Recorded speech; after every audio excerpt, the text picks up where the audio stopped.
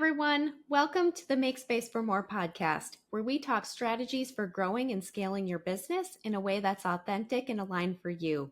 I'm your host, Melissa Swink, and in today's episode, we're going to have a follow-up conversation to something that I started a couple of weeks ago, where I shared in episode 22 how my stance on inbox zero has changed.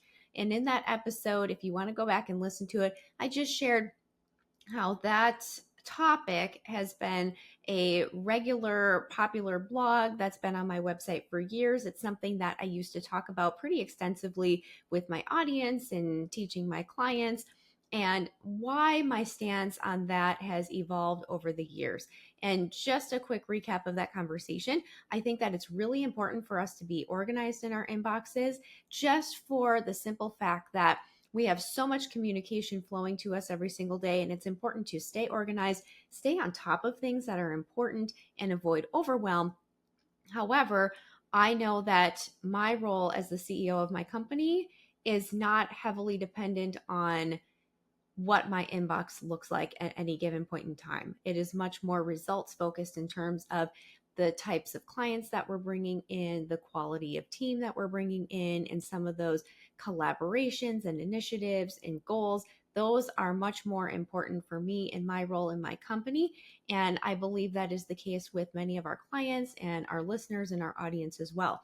So if you want to take a listen to that episode, I did share my thoughts on email, some tips for keeping email relatively under control, because I know that whenever my inbox is bursting, and so many of our clients as well, when the inbox is out of control, you also feel out of control. You need to have a handle on things. So I did share some tips for doing that in that episode. But today, I'm going to consider today's episode as almost like a part 2 of that conversation. And that is, how can a VA manage your inbox? Because as you continue growing and scaling your company, less and less of your time should be devoted to email. And as I was doing some research for today's episode, I was curious, what are the current email stats that are out there? How much time are we really spending on our email? And according to an article that I came across at the New York Post, the average employee of a small business, so that would be you, even if you're a mighty team of one, you still are, quote unquote, an employee of your small business. The average employee spends 10 hours and 47 minutes per week drafting and sending emails. And certainly included with that would be kind of going in and triaging and sorting and filing and all of that. So it is safe to say, if you are working a standard, typical, 40-hour, 5-day a week in your business, you are spending a little over 2 hours per day in your email. And when you think about all of the important things that you need to be doing in order to serve your clients, lead your team and grow your business, that's a lot of time.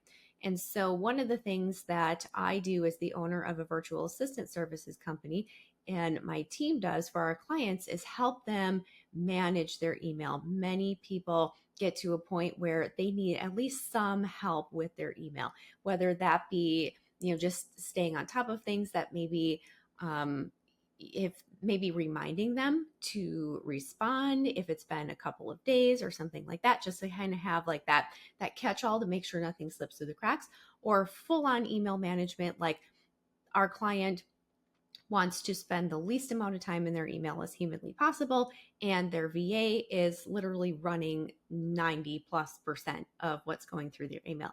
We have those two entry points in terms of what the client is looking for and everything in between. But today I want to dive a little bit deeper into how you can have a VA manage your email. And then that gives you a sense, like if you're at that point where, yes, I'm finding that I'm spending too much time in my email, or I'm feeling a little bit overwhelmed, or it's like, do I respond to my email? Do I spend time in email, or do I, work with my clients, or do I work on these things? Or maybe you're like, you know what? I need an assistant. I've said it a million times before. I'm going to say it again. I need an assistant, but it's just really daunting to have somebody come in and manage your email, because for so many of us, it's just so personal, where we've got so many communications going through with, team and clients and vendors and potential partnerships and things like that, where it's daunting to think about how can I have somebody join this conversation. And, you think of all the things that can go wrong with that. So what I wanted to do today is walk through a little bit of the basics in terms of, how you can have a VA manage your email in terms of like setup and quality checks, but then also strategies for having them do that effectively. So starting from the very beginning, most clients will ask me, I don't even know how to get a VA involved in my inbox. Like, I don't even know how to give them access. Should I do it this way? Should I do it that way? And I'll tell you that for the most part, and certainly what I have decided to do for my executive assistant as well, is I have created an email account for her at my company, first things first. So my assistant has her own inbox. And then what I have done is I have added her as a delegate to access my email, and I have shared my calendar with her. So that way, my assistant has full access to what she needs access to in order to help manage my email, but she doesn't have my direct email login information, if that makes sense. There's a little bit of a security break there in terms of I can remove her access at any given point in time. God forbid, should I ever need to, I can remove access at any given point in time. And I have not, given up any security or login credentials for my own inbox. And that's the way that I have found often works best and most clients are most comfortable with. Some clients don't mind at all. They will just securely share their password with our team. Side note, our team uses LastPass to manage all of our client and certainly our internal login information as well, where we obtain that information from the client. It is shared with their VA, and the VA can directly log into their email. And then we also have where clients will also set up an email address for our VAs at their company and then just forward emails to them in the morning, like, please tell so-and-so this, or please follow up with so-and-so and tell them that, and things like that. So there's a variety of ways that you can provide access to your email or share those emails with an assistant. I just wanted to give you the basics there of the options for doing something like that. So once that is set up, here are some of the strategies that I recommend for having a VA help you manage your inbox. So first things first, reroute specific types of messages to other inboxes at your company. So especially if you are a solo business owner or you at least started that way, maybe you're actively growing and scaling with team, that is great. But I would imagine that at some given point in time, all email and all messages were coming through your inbox. You were the accounting department, you were the customer service department, you were the sales department, and so on and so on. There's so many different types of quote unquote departments that you probably served as, or maybe you're still serving as and continue to serve as.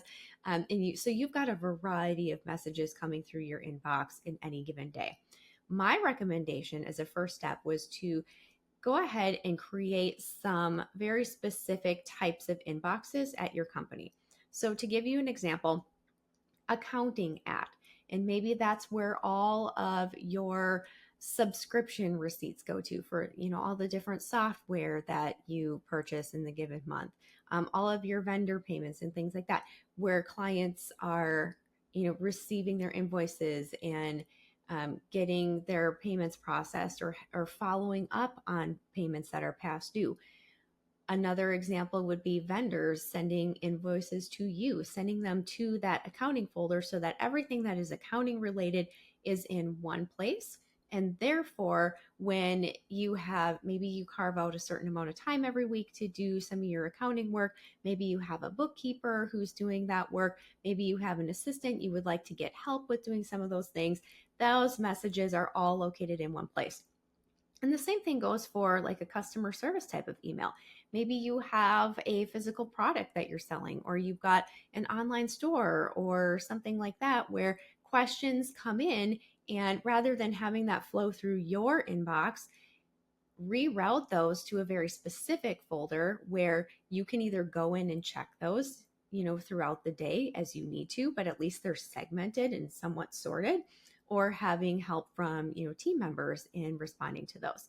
Same thing with sales inquiries. We have a hello at email account at our company. So inquiries that come through the website and so on, those come into our hello at email where somebody is there and responding and answering questions or setting up consultations for those who are interested in, how our team might be able to help them and support them, things like that. But they're all segmented like that. Maybe another example could be if you are looking at hiring team members, where you set up an email account that's like team or HR or hiring or something like that at your company, and all those messages go in through there. So that's the first thing that I recommend working with a VA on, is kind of segmenting some of the types of messages that you're receiving and looking at, does it make sense to create a quote unquote department email account for those types of things. Okay, the second one, and this is really low hanging fruit, unsubscribe from email newsletters that you don't read, even if you wish that you had time to read them. I would say if you have not been able to read those emails in the last month or even 2 months, it's time to go ahead and just unsubscribe. You can always resubscribe to them in the future, or if you find yourself with, I'm saying this jokingly, extra time on your hands and you want to go back to that person's website or read their blog or something like that, you can certainly do that. But I would say there's no need to let those email newsletters pile up in your account or feel guilty about deleting them all the time. It would be better to either read those emails and be intentional about the list that you're subscribing to, or just release them and let them go and declutter your inbox. The other thing that you could do is, if there are certain emails that you want to receive, or maybe you do need to stay on top of industry news and things like that, having like a to read folder created and have those emails go in there so that they're not cluttering up your inbox, but you know exactly where you need to go, say once a week or once a month, and kind of scroll through and scan through and see, okay, here are the things that I need to be paying attention to. So that's the first thing, dealing with all those different lists that you're on. As far as the actual inbox, I know the first step, we want to send emails elsewhere where we can, but when we're dealing with your inbox, first things first, unsubscribe or somehow organize things that are to read. Okay, the next step, and this is my third strategy for having a VA help you manage your inbox, is to file emails that don't need a response or are information only. So just piggybacking on that last point, let's say you receive an email receipt from a lunch that you went to, and Square or whatever is, those different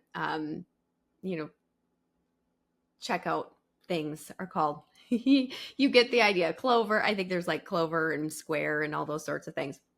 They automatically send you emails for your receipts. Going ahead and having them, file those types of things, or informational types of things. So just going in, the things that don't need a response, taking a look at those and filing them where they need to go. I know for me and my team, I am often copied on things regarding client accounts, but I don't necessarily need to step in on those things. I have wonderful lead virtual assistants that work closely with our clients. I have a senior VA team that helps with client and team management.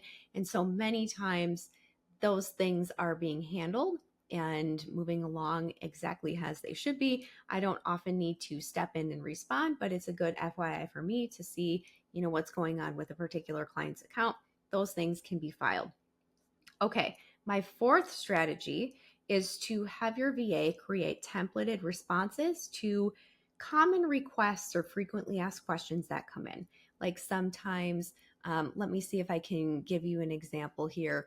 I just thought of a great one. So I love referrals from our clients, from our collaborators, from our vendors. And so oftentimes in my email, I will receive an email introduction like, hey, so-and-so, I'd like you to meet Melissa. She's got this great team. I'll let the two of you connect. That sort of thing. You probably receive similar ones to your email as well. I have a templated response that I use to respond to those, like, hey, so-and-so, thanks so much for your kind words, making this connection. So-and-so, it's so nice to meet you. I'd love to connect. Here's my availability through the next week. Looking forward to it. You get the idea, but this is a template that I have been able to save based on the common way that I respond to these emails. And then that way, my assistant can, when she sees those types of emails come through, she's able to pull up and use that template, personalize it, obviously, personalize that. But she's got that guiding light of this is how we handle these types of emails. So we have an email template for that. And you can probably think of so many that, this type of email comes in. Here's usually what I say. It would be great to share those as examples with your VA so that they can begin creating email templates for responding to those types of things. Same thing goes for maybe people who are interested in joining your team or interested in working with you or have a question about, how your services work. Things that you find that you are responding to on a regular basis and you're pretty much saying the same thing every time. Those are great candidates for having those templated responses available, not only at your fingertips, but also your VA's fingertips as well. Now, the same thing, I would even say, piggybacking on responses are also types of emails that you'd send out. Maybe there's always the same welcome email that you send to new clients who start working with you, like, hi, great to get started on this. Here are our next steps. There are just so many emails that you and I send on a regular basis that have very little varying information, that templates are a great way to go. They're a huge time saver and ultimately making delegation much, much easier. Okay, the last strategy that I have for a VA to manage your inbox is to really learn how to become an extension of you and be able to respond on your behalf.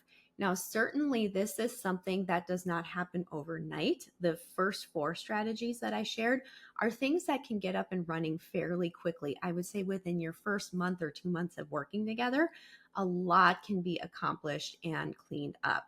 But over time, you will find that there are things that your VA is not going to be able to just file for you or use a templated response for you. And then those things are quote unquote your responsibility. And that's great for a stepping stone. Like I know for me, my first iteration of having help with my inbox, that was enough for me. For me to be able to go in every day and only see the messages that only I could respond to, that was huge as a stepping stone. And now I'm finding that, it's been about little over a year that I've had an assistant and working in my inbox. Now it's getting to the point where we are going into like inbox 2.0 for me personally. And I know our clients have experienced this as well and have their VAs responding on their behalf and things like that.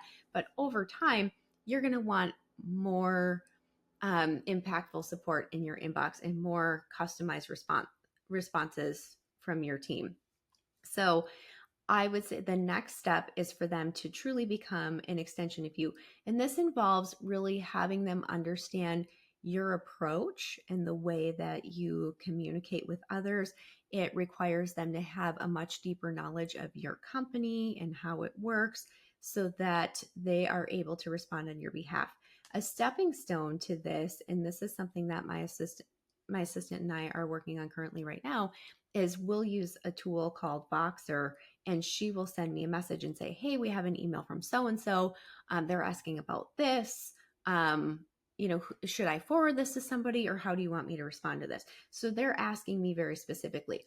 The other thing that I know has worked well for clients in the past is when they have a VA who is much more in depth in their email, they might even have a quick 15-minute call each morning after the inbox has been filed and cleaned up and triaged and everything. And the assistant can talk through on the phone with the client, hey, here are your messages this morning. Let me read them to you. We can respond together. And that can be huge, especially if you're the type of person who's on the go and you're working with a lot of clients and you have a busy schedule. Having that quick 15-20 minute touch base call in the morning to get your messages responded to can be a game changer. So, regular check-in calls, Voxer messages, like I said, that voice messaging app that we use, that's a great stepping stone for your VA to be able to respond to things on your behalf, and you're giving very specific direction. And this is a relationship that just continues to grow and evolve over time. So those are my top 5 strategies. But before I wrap up this episode, just wanted to mention to you a couple of quality checks that I have found have been really, really helpful for our team and our clients over the years. First thing is a daily summary. So if you have somebody in your inbox, and maybe this isn't something that needs to go on forever, but especially in the first several months of working together, having them send you a quick summary of like, hey, here's what was in your inbox this morning. Here's what I filed. Here's what I responded to. Like this inquiry came in or this question came in. I sent them this, and there's these emails that you need to respond to. There's one from so-and-so and one from so-and-so, and just giving you that quick daily summary so you know what came in and where all those emails went. So you're not having that panic of like, wait, am I missing something? Was there something important that came in? So having that daily summary can be really, really helpful. The other thing that I would say, and this is important for not only just email, but so many of the regular tasks that you're doing on a day-to-day basis and an ongoing basis in your business, is to have documented procedures. And so as you are beginning to cross-train your VA on your inbox, have them start a document of when this type of email comes in, here's what we do with it. When that type of inquiry comes in, here's how we respond to it. And then that way you've got a standard operating procedure on how to manage your inbox. And that way, when there's ever any confusion of, oh, well, this came in and this is what I did, then you're able to go back and review that process and make tweaks as necessary. This is also really important in case your VA is suddenly unavailable, where maybe your VA simply goes on vacation and enjoys some time off with their family, which is fantastic. We love that. Or God forbid, life happens and that person suddenly needs to take a step back from the work that they're doing with you. That way you have this document of the procedures of here's how to manage my inbox, so that you're able to get a backup person, or in our team, in the case, shameless plug here, we provide backups for our clients so that they aren't without support. We have backups who can then jump in, refer back to that procedure in that document, and be able to manage the inbox during the absence of the main primary VA, if that makes sense. So having those procedures is huge. Okay. Thank you so much for taking the time to listen to today's episode. I hope this gives you some information or even sparks some ideas on how you can streamline your inbox now, and also look at the different phases and stages that you can begin to step into to get some help with your inbox. So if you know a business owner who has a full plate, which, spoiler alert, we all have a full plate and we all are dealing with email overload and things like that in today's world, or if you know somebody who said, I just need an assistant, would you please share this episode with them? Because I think that handing over control to an inbox can seem like a really daunting step in terms of delegation, but there are phases to do this. There are checkpoints and security related to being able to do this in a way that is reassuring on all parties' sides of things. But honestly, once you get some relief in terms of the inbox and the email, and you're able to take those, say, 2 hours a day and slash them into, a half or even less than a quarter of what you're spending right now, those results can provide dividends in terms of you reaching your goals and using your time more effectively.